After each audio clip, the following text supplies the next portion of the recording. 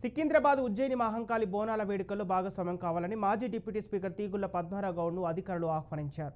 ఈ మేరకు ఆలయ కార్యనిర్వహణ అధికారి మహేందర్ రెడ్డి ప్రధాన అర్చకుల నేతృత్వంలోని బృందం పద్మారావు గౌడ్ నివాసానికి వెళ్లి ఆహ్వాన పత్రిక అందించారు. అనంతరం అర్చకులు పద్మారావు దంపతులను సత్కరించి ఆశీర్వాదం అందించారు.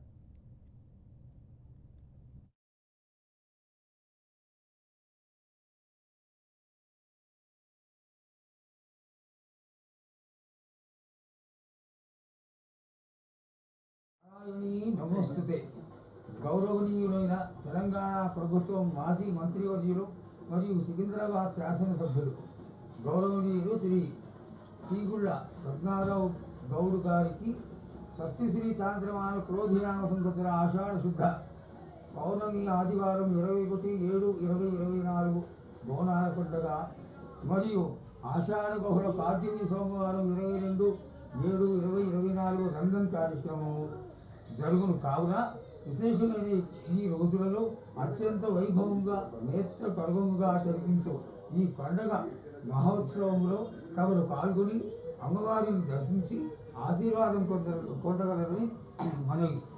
శ్రీ అమ్మవారి గజాధిరోహణ మహోత్సవము 22/7/2024 సోమవారం ఉదయం 10 గంటలకు జరుగును.